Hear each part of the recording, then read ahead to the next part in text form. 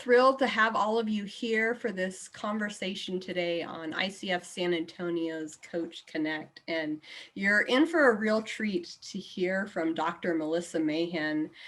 She is the VP at the San Antonio Children's Shelter and Tapestry Ministry, bringing life coaching there in such a really important and life-changing field. And she's been doing a lot of deep dive into the research behind this and how we as coaches can really be informed both in our methodology, but in the practices that we use in supporting clients that have been through trauma in some form in their lives. So we'll have an in-depth presentation from her for about the first 20 or so minutes of our time, and then that'll give us at the end another 20 or 25 minutes to really open it up and have a robust conversation here about how we can utilize these things in our own work as coaches. So with that, I'm going to turn it over to Melissa.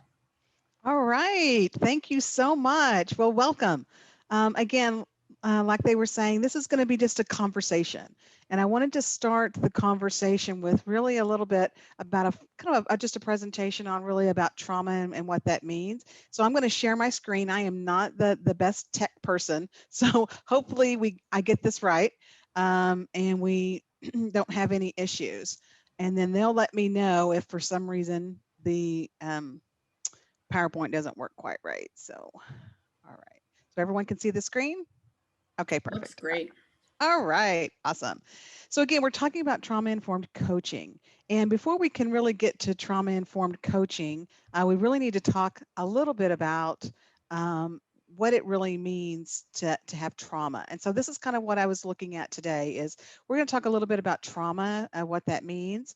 We're going to look at the 6 guiding principles for trauma-informed care, because when you look at those, they inform how we coach in a trauma-informed way. So it'll be important to see what that looks like. We want to try to avoid any kind of re-traumatization. That's really important for us to talk about today on how we can keep from re-traumatizing some of these wounds that may still be fresh. And then we're going to talk about some coaching techniques and then really just opening it up for some discussion. So I'm really thrilled that you're here today. So let's talk a little bit about trauma. So trauma really results from just exposure to some kind of an incident or a series of events, and that it's emotionally disturbing, or it could be even life threatening. Some of those things that you can see here are just the abuse that we hear so much about. It could be a natural human disaster. It could be as something that we see often as like a car wreck. Something like that can actually be a very traumatizing thing. Sudden, unexplained separations from loved ones, whatever that might look like. Even discrimination that we're seeing, in society today. Trauma can serve kind of as this filter, or it's a lens through which a person really views the world. Think about wearing some sunglasses, and you put those on, and everything's shaded a little bit differently. Well, that's what trauma can do to the lens of someone that has had some trauma. It can really affect the way that they perceive their world. And then it's interesting that individuals process trauma very differently. So, what might be traumatic for one person may not be traumatic for the next person. So, it's very individualized. When we're looking here at the Substance Abuse and Mental Health Services Administration, they define trauma as an event or a series of events, even a set of circumstances that's experienced by the individual. It can be harmful, life-threatening, but also it affects their functioning in some kind of a mental, physical, social, emotional, or spiritual well-being way. So this is what they're looking at. And so I want to kind of highlight events or circumstances. They can include actual or extreme threat to physical or psychological harm. That could be national disasters, violence. These events or circumstances can occur um, as a single occurrence, or actually something that is repeated over time if they're in a home where abuse is happening to someone else and it's been happening for several years, that kind of a trauma. Also, individuals' experience of these events or circumstances helps to determine whether it's a traumatic event or not. Again, like I said earlier, it may be traumatic for one individual and not for another individual. And how the individual assigns meaning to the event, and if it is disruptive to their physical or psychological being, that's where the individual will determine if this is a traumatic experience or not.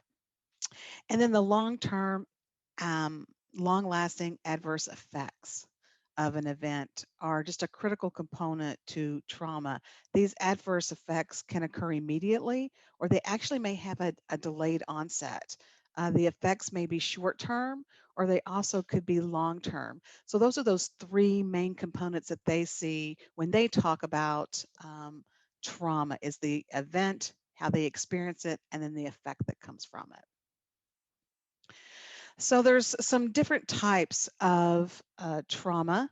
So, and this comes from the DSM categories. And if you're not familiar with that, um, the DSM is really just the diagnostic statistical manual that is used when they do diagnosis for different types of um, trauma and things. So for it's for the American Psychological Association. So they use that. So anyway, this is where we are looking at that type. So acute, one single event that could be very overwhelming. It could be the death of a loved one. It could be a natural disaster. Anything like that is really what they consider a type one. And then some of the characteristics that you would see maybe in a type one would be very detailed memories. The individual could become hypervigilant, very aggressive in some of their responses. They could be overreacting in a coaching session or something like that. So that's some of the characteristics that you might see in acute trauma. And then we go to complex trauma. So that's extended exposure to something that has been very traumatizing. Prolonged exposure to violence, like we talked about earlier, bullying, some kind of profound neglect in a child from their earlier years, and now they're an adult. Anything like that. Some of those characteristics that you may see in this type of complex trauma could be disassociation. They could some rage, social withdrawal, hopelessness. That's something that is really common in this complex trauma. And as we know in coaching, hope theory is really important. And we'll talk a little bit more about that later. But if you're in a coaching session and you see this hopelessness, well, it could be a clue to you that there could be some complex trauma there in the past. And then crossover is the last one. And that's a single traumatic event that's devastating enough to have some kind of a long lasting effect. So that could be like one of those mass shootings at school, car accidents that had multiple fatalities. What we're seeing now is the refugee dislocations here in Texas, and what that is a very timely um, crossover trauma that we're seeing with some of those coming in. Some of the characteristics that you may see in some of these types of individuals is a lot of depression. You'll also see some chronic pain. If you're coaching someone that says, I just can't sleep, really irritability, those kinds of things, that could be a clue that they have some kind of crossover trauma that they're dealing with. So those are some of the characteristics in those types of trauma. So here's one that we see a little bit is this vicarious or secondary trauma. Um, and so what we normally would call this is just compassion fatigue. So it's a process through which one's own experience is kind of become transformed through the engagement of another individual. So what we can see from some of this is this trauma um, is the kind that doesn't necessarily impact just the individual who experienced it, but it can also impact those around them, including staff. So I noticed that we had, some mental health and those that are working with caregivers, things like that. Compassion fatigue or this vicarious secondary trauma is very common. Some of the signs of compassion fatigue or really these, again, focus problems. They tend to isolate or withdraw. They're just exhausted all the time. They begin to self-medicate, um, and and there's some risk factors that kind of come along with this. If you're in a field, a new field, for example, um, you're having a history of personal trauma or burnout. Um, Working long hours is another kind of risk factor for getting compassion fatigue. Um, you have very large caseloads. We see that in CPS a lot, or in the mental health field, in the nursing, all those kinds of things. These large caseloads, lots of people coming in, and you don't feel like you have an adequate support system to help you. These are all the things that can kind of contribute to that compassion fatigue. And I know within the pandemic, we're seeing a lot of this compassion fatigue. People are worn out, and they've been caring for people for so long and seeing so much trauma, especially in those hospitals, our frontline workers. Um, this is very common right now for them to be going through this secondary trauma and having some of that compassion fatigue. So, really important to think about these things as we're coaching some of those individuals, that they could be experiencing some of these things, and it will affect how we coach and the techniques that we're going to be using on that. So, when you're thinking about a trauma informed approach, there's some key assumptions that we're going to be making, okay? And they're the 4 R's, is kind of what we talk about in trauma informed care. And it's the first one is the realization. So, understanding how trauma can actually affect individuals, their families, the organizations, how it affects our community, just having that understanding that trauma does affect all of these different things. And then recognize the ability to recognize the signs of trauma and know when to refer clients out to counseling. I think that's so really important. And we'll be talking a little bit about boundaries and how we set those boundaries and how we live out those boundaries, what that looks like. But recognizing that this is beyond a coaching session that we're in, and they're really starting to go into the trauma triggers, those kinds of things, and knowing when to and how you gracefully talk to a client about, this may be a time where I need to refer you out to counseling. And then responding. So using language and behaviors that take into consideration they may have experienced trauma. And so I think that's using strengths based language, using language that is very uplifting and encouraging, um, just being very cautious of, just the language that we use, because just a specific word could actually trigger someone. And you're not expected to know everybody's triggers, so that's not what that is, but it's just really being sensitive to the language and the voice that we're using. And then resisting re-traumatization. So understanding how certain conversations can trigger very painful memories. And one of the key things that we'll be talking about in just a few minutes is, um, don't don't get in a situation where you're rehashing their traumatic event. That is not what you want to be doing. Okay, that is one thing that will set them into um, a re-traumatization setting. We don't want to rehash what they're doing.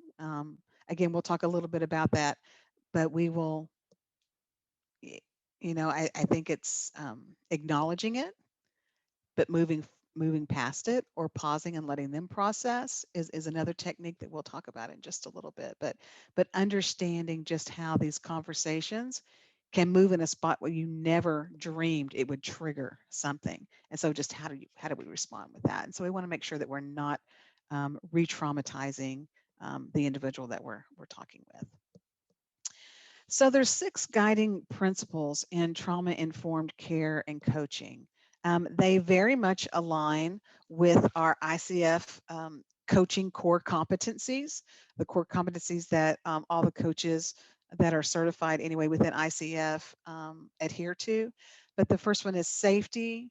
Um, the second one is trustworthiness and transparency, peer support, collaboration, and then empowerment, voice, and choice. that empowerment and giving them voice and choice in the way that we're coaching them and interacting with them.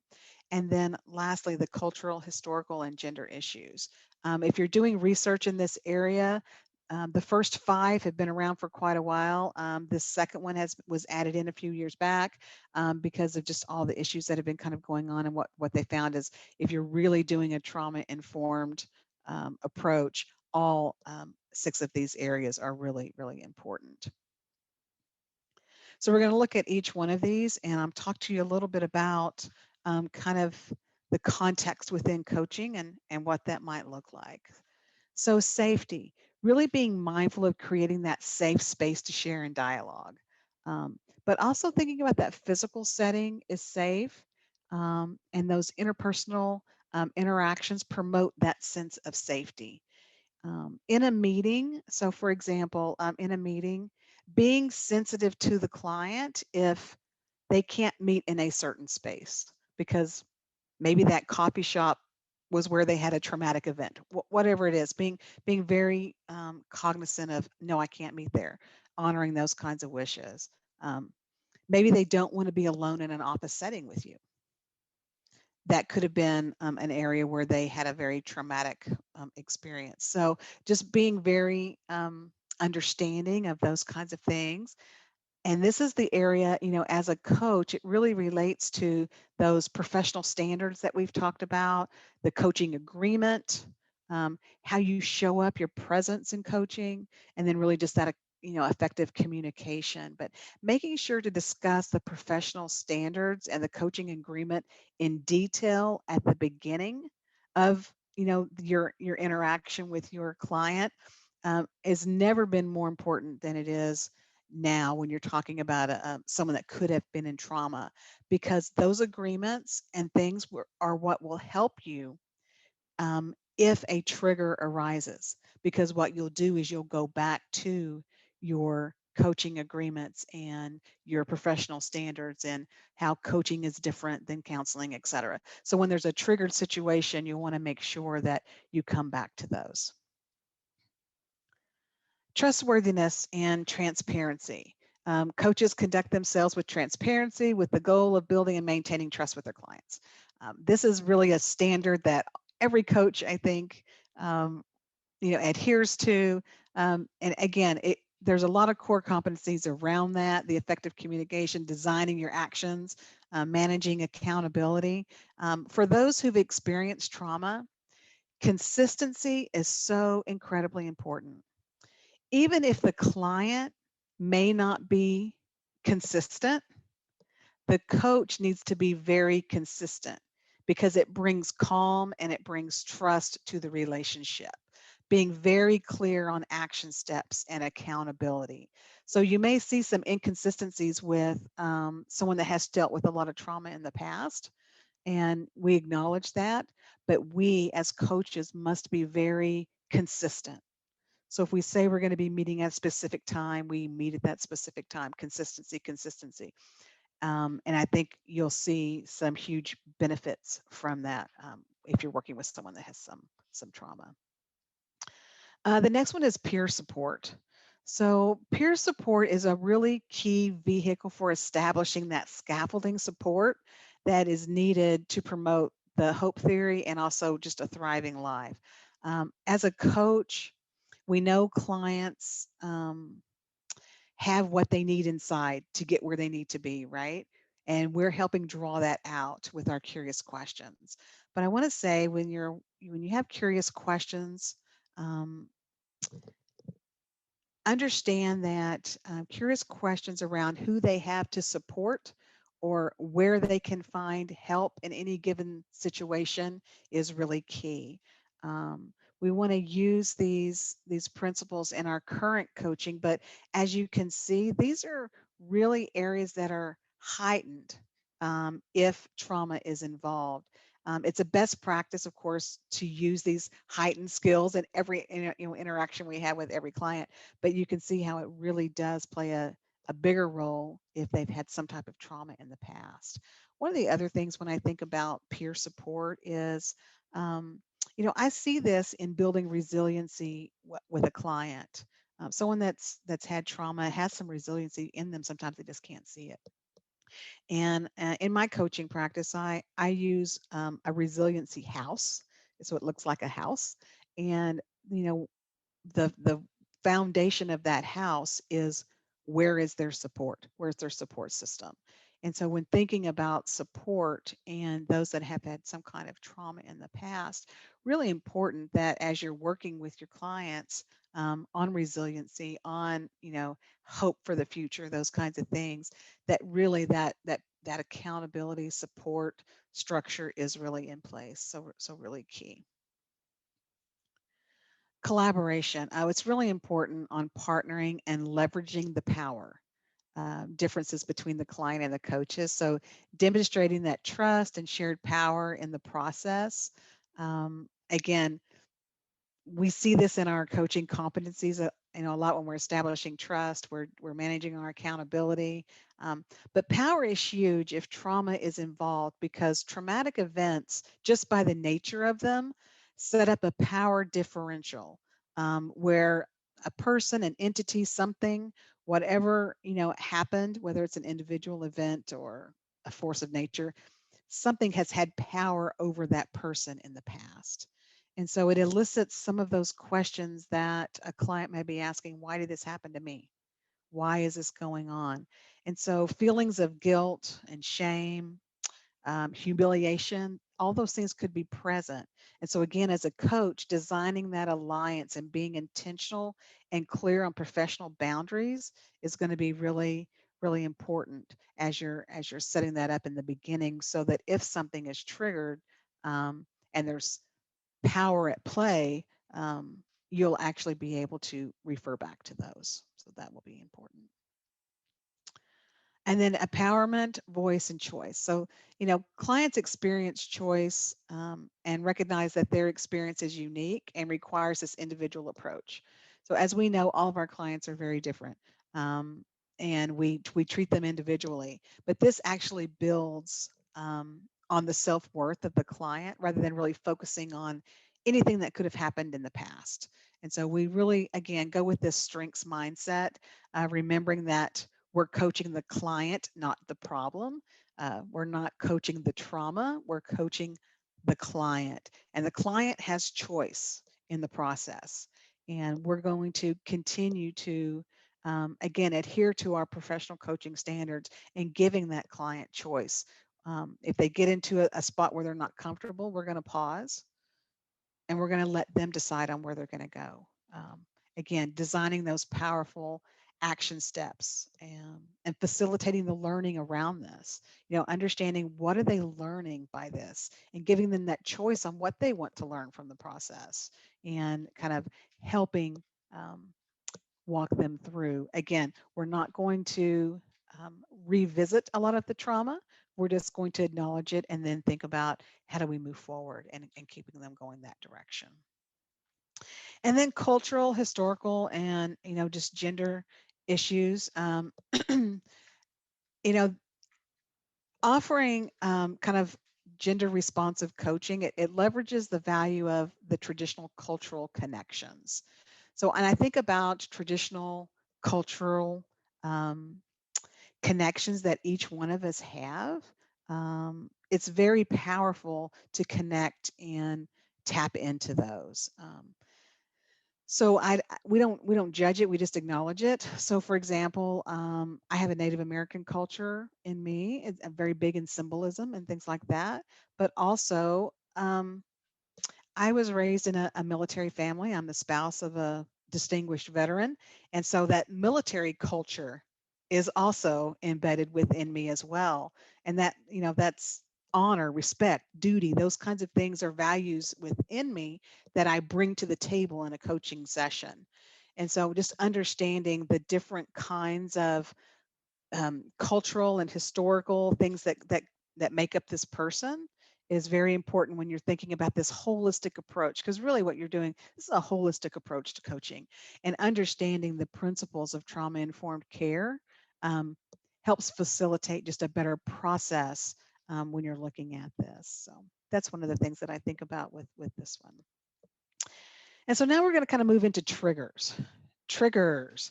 So triggers are defined as a signal, okay, that something could be wrong. Danger, danger, think about that.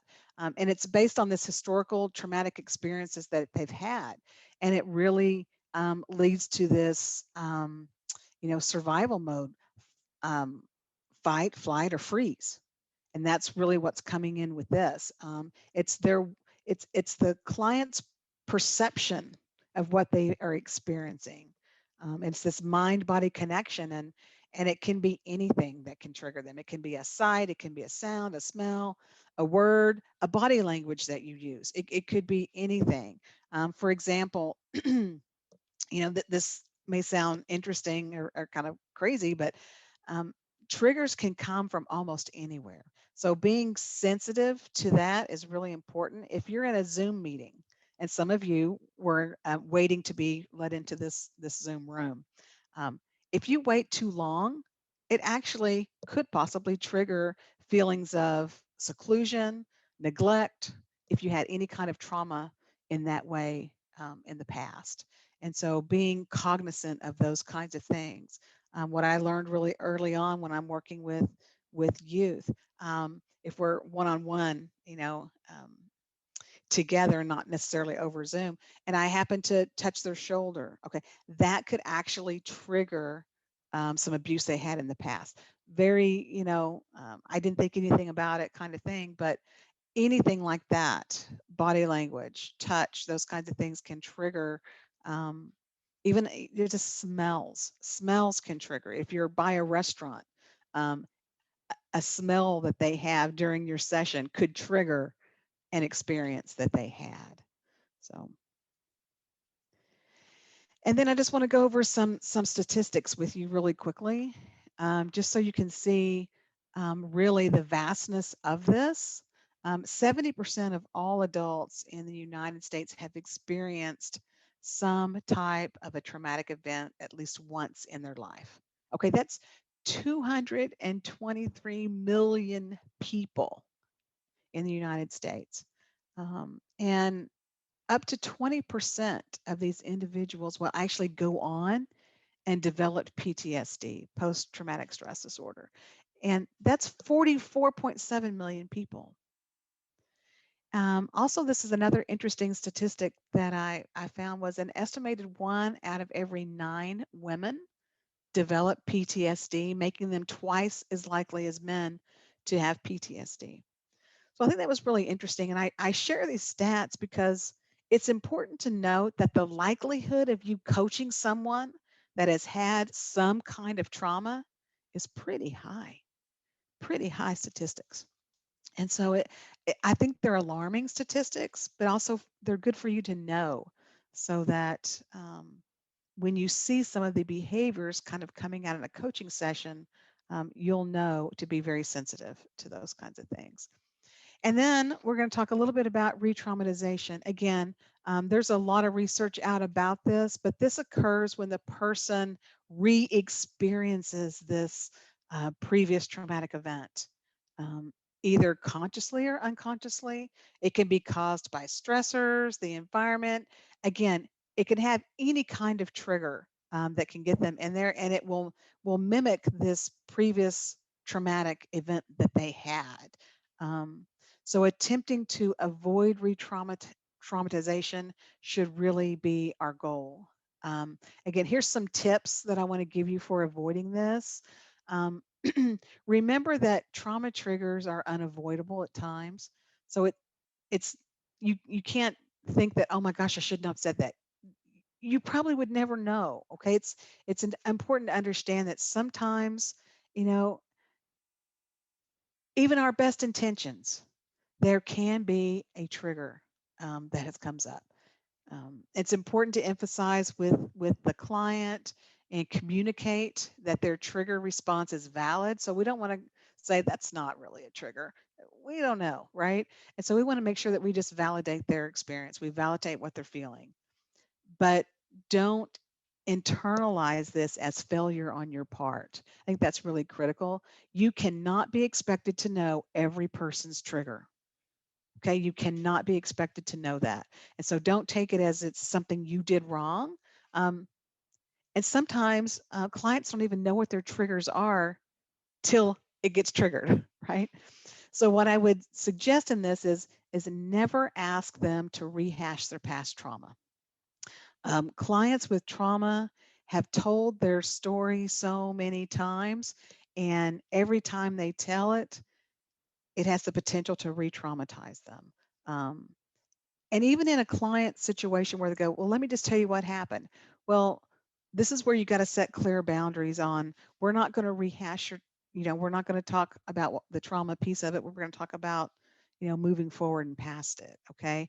Um, we want to be careful that we're cautious with the curious questions that we're asking. There's a fine line in exploring an issue deeply and opening up a traumatic wound. Okay. And again, just being very cautious of their body language, how they're responding. Again, we want to go deeper with clients. We certainly do, and I would encourage you not do that. Don't We want to go deeper with them, but just understand and be very cognizant that there could be trauma involved. And when you see the body language or you see something that looks like it could be triggering, pause, stop, and kind of think about this. Again, respecting reasonable boundaries is another thing. Um, as a coach, it's not about you, and we know that. It really is about the client and validating the client's trauma response. We don't want to minimize it, and we don't want to imply it was the client's fault or anything like that.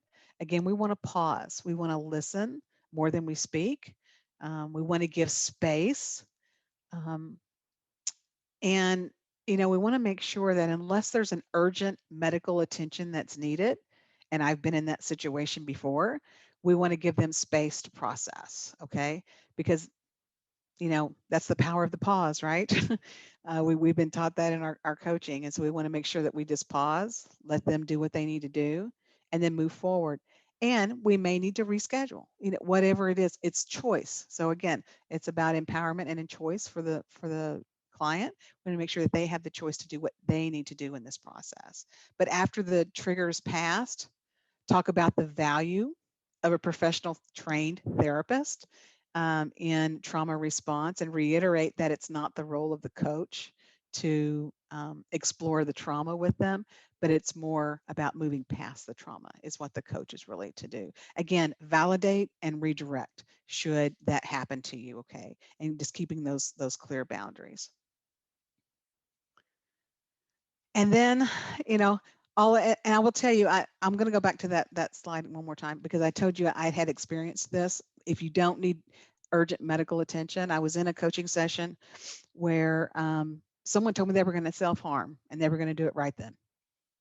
Okay, so that means I've got to stop and I've got to do a wellness check on that person right then. So there could be a time where something's triggered and they want to harm themselves or someone else, that that's what I say urgent medical attention or intervention needs to happen, because you may not be with that person. It may be in Zoom, right? Um, so whatever your plan in place that you have, whether it's calling UPD for the police department for a wellness check, whatever it is. If you're in a group home, it's the case manager bringing them in. That's what I had to do, was bring in a case manager to check on that child at that time. But again, there could be a situation that happens, and you need to be prepared for that, and how to respond to it. Okay, box breathing. So we've talked about all this trauma, right? And this actually is a technique that is used by the Navy SEALs before they go on missions. Sometimes it's also used by the Marines Special Ops Unit. They actually use this technique to bring calm and refocus. And so there may be a time when you need to just refocus and set the intention of the coaching session again, and that's okay. It's called box breathing, but it's also called four square breathing. And it's a technique used when you want to take slow and deep breaths, and you want to make sure that you are setting the intention to refocus. Okay. So, again, if you're in a situation that's gotten a little bit heightened, it could be a time to do some four square breathing. So basically, it's you're breathing in 4 counts, you're holding it 4 counts, you're breathing out 4 counts, and you're holding it 4 counts. And you just do that about 4 times, and literally it will just bring calm and a refocus so that you can kind of reset your intention and move forward. So there could be times where you need to do that. Okay, so we're going to open this up for some discussions at this point. I'm going to go through a couple of more slides because I'm going to stop sharing because I kind of want to see you. Um, but we're going to do some open discussion. And then I put the references all on one slide. They are on the other slides that I use them on, but I just wanted to make sure that you had them kind of all in one place, and then my contact information will be there. So as we go to this open discussion, there's a couple of things that I want to just um, techniques that I want to discuss really quickly. It's consistency. We talked about consistency. Consistency with these clients will be very, very important. They need consistency, whether they're consistent or not. You need to be consistency. Again, what I said is it's not about rehashing the trauma. It's about moving forward from the trauma and how we're coaching them around how they're moving forward, not getting back into the trauma itself. Hope theory is really important here. Also, resiliency theory, thinking about those, embracing what could be because sometimes they've lost hope. Um, Again, we're not ignoring the trauma, we're acknowledging it, we're not judging it, we're moving past it. So I think that's really important things to be thinking about. So I'm going to stop sharing my screen and then we're going to open up for some discussion. Okay. Hey, are we back? All right. Very cool. All right. So, Yes, feel free to put your videos back on if you're in a good place for that. Love to have this be as conversational as possible, and we're you intimate enough group we can even take yourself off mute and you can pose the question that way, or if you'd prefer to type it in the chat, do that as well. One question I had to kick it off, Melissa, you talked about the coaching agreement and how that can be shaped a little bit differently if you know you're going into a situation where there could be some trauma involved. Can you talk a little bit about what would be different or even how you would talk through that with a client setting up the engagement? yeah, so I think that's a really great thing to think about. And, again, we talk about our ethical guidelines when we're talking about our core competencies and our professional standards. So, part of those coaching standards are understanding what and distinguishing between coaching, consulting, and psychotherapy. You know, what each one of these clinicians do, and I think that's so important if you know someone has been dealing with trauma and things like that, because a lot of people have over 70% of the people, right?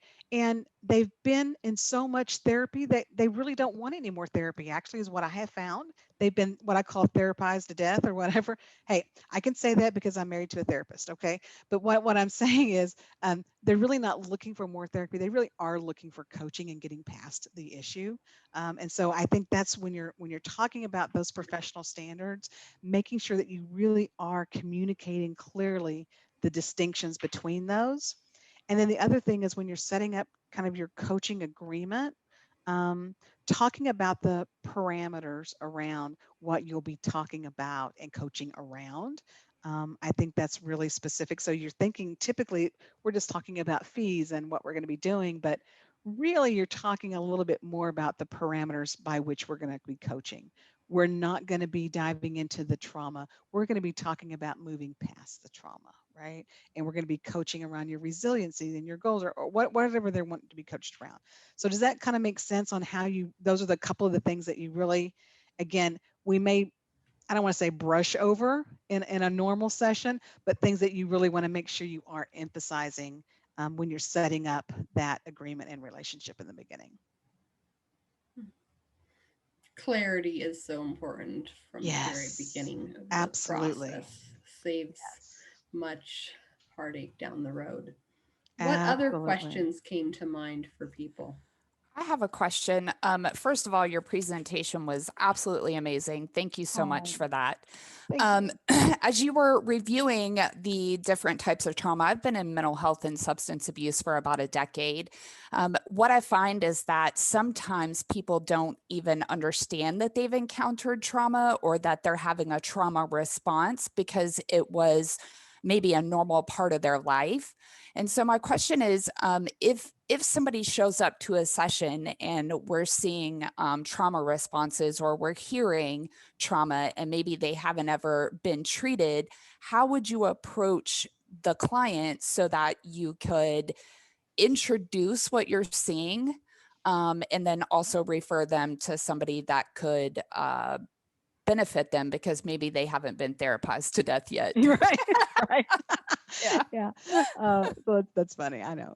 So it was not meant to insult anyone. It was just a little funny. But Oh no, I get it. I've been doing it for 10 years. Sometimes people are like, I'm so tired of talking about my I stuff. know, So yeah, right? I get it. I get Because it. they've just done it so much. And so I here's where your curious questions need to come into alignment, I think. I'm talking and questioning. And so eh, what was your thought process around why you responded that way?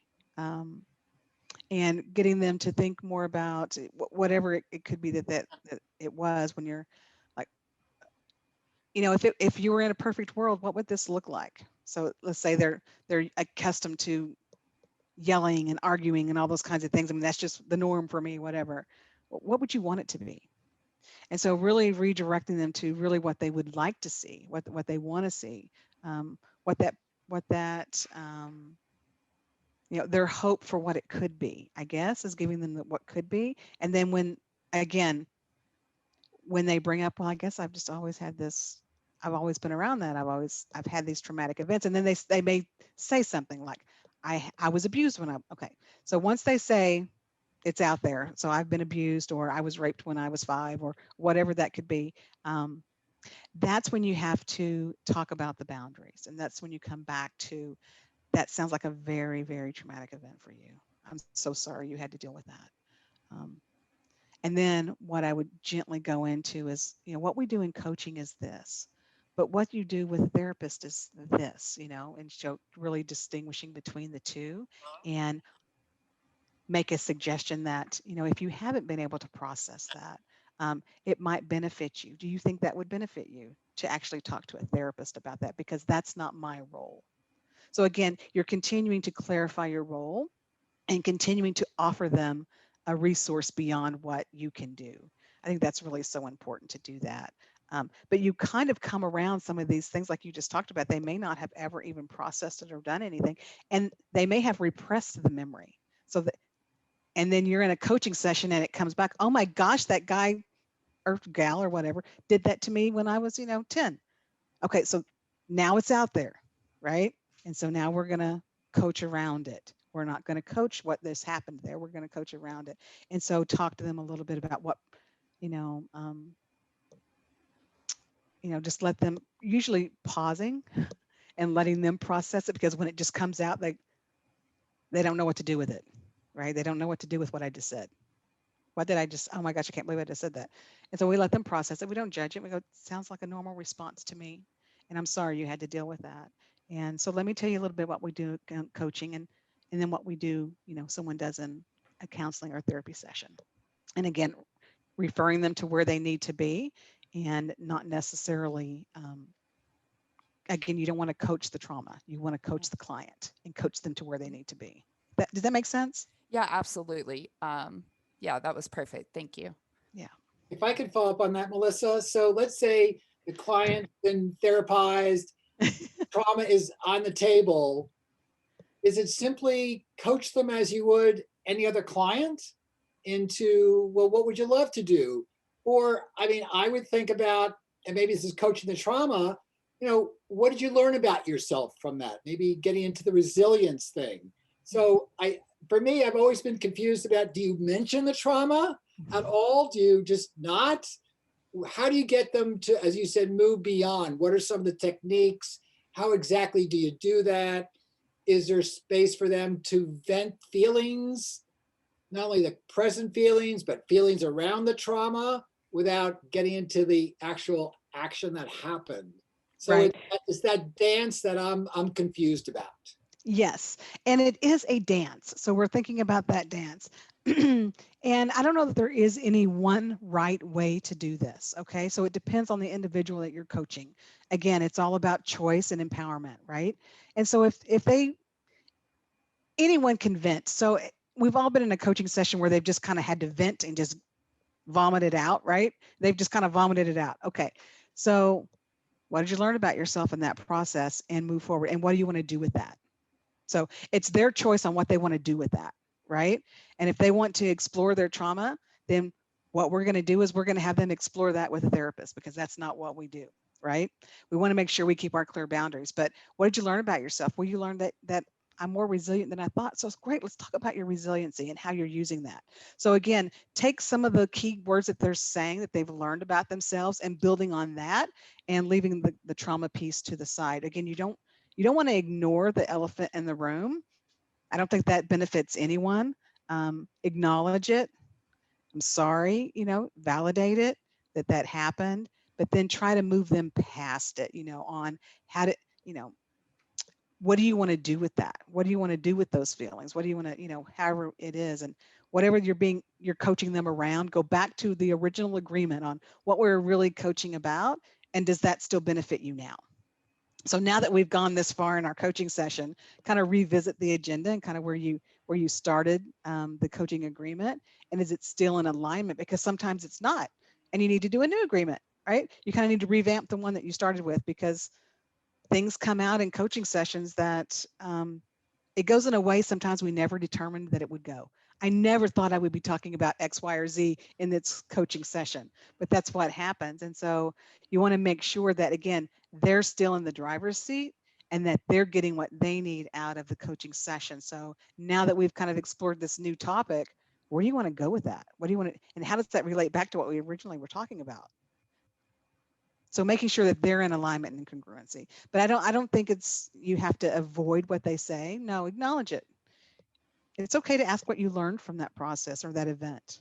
It's okay to ask those kinds of things depending on, but if you see their body language changing and you could see it's triggering something, you want to pause what you're saying then and go redirect into a different direction.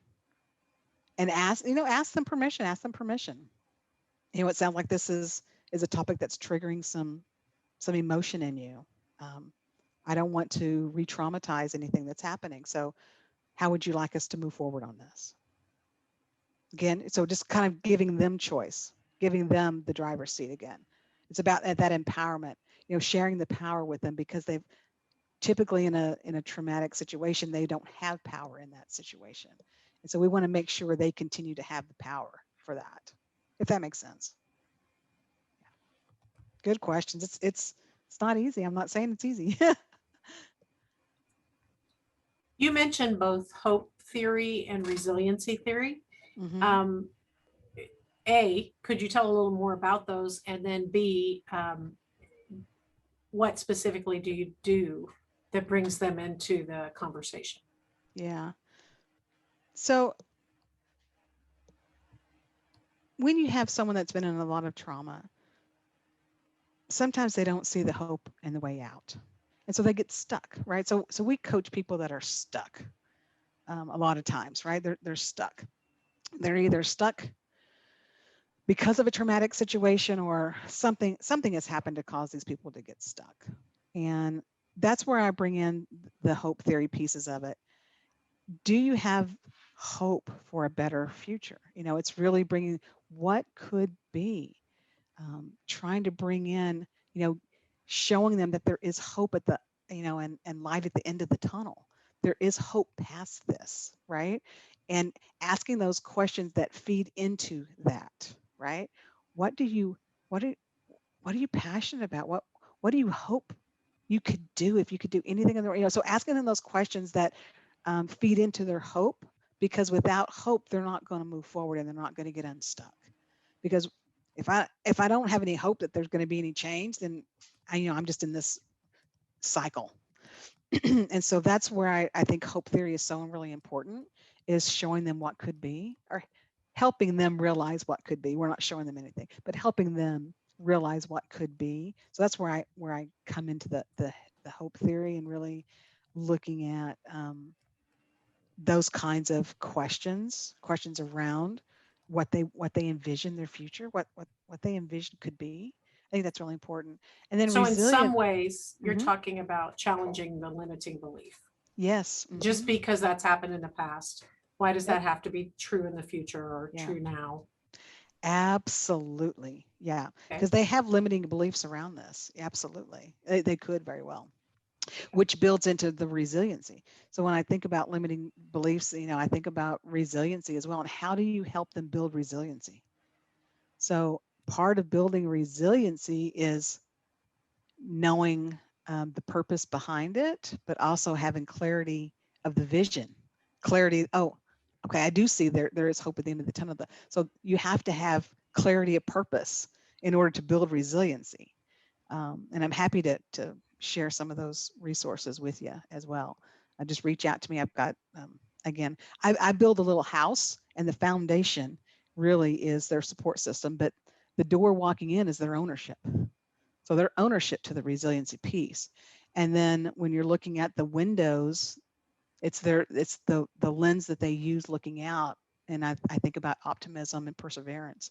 Those are a couple of the things that I really look at it, but it's their clarity of purpose, and their clarity that there is hope behind what they're doing. And that helps them build up to the resiliency piece, if that makes sense. So that's kind of where I see that, but there's a part of ownership that they have to take. And so exploring their ownership around that. And then again, that clarity. So if they can't see there's any hope for the future, I think that's where they get stuck. That makes sense? Yeah.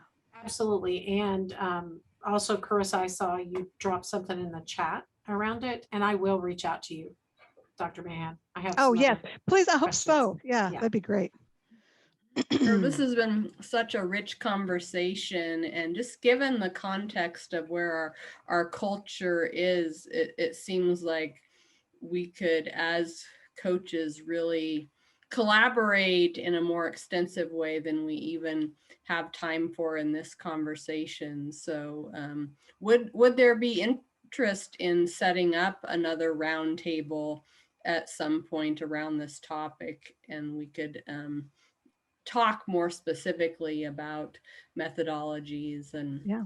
scenarios? So okay, well we'll put that into the programming lineup um, down the road. I think it's important to be able to know ethically how to approach it as coaches, but also what are the resources available to us, and how to be walking alongside clients in this, because coaching presence really is listening at that deep level, that you're hearing both what the client is saying, what they aren't saying. MCC coaching talks about the light and the shadow side. And so we're hearing all of those things from the client and helping them navigate and gain both in awareness, but as Melissa was saying, really the hope and the empowerment of who they are in their true identity and how they can move forward in that. But once you've been in one narrative for a really long time, it's a process Yes. to begin rebuilding those narratives in a new direction. And that's really what we do as coaches. So thank you, Melissa, for sharing your Absolutely. expertise and resources with us. This has been great, and we can make sure people get a copy of the slides if they're interested in more of those resources. And this recording will be added to our media channels once we get it all prepared. So you'll be able to point others to it as a resource as well. So thank you all for your contributions and questions that made the conversation That's rich wonderful. as well. And have a great rest of your Tuesday. Yes, thank you so much. And again, don't hesitate to reach out. Yes, and slides, will we have access to a PDF copy of that?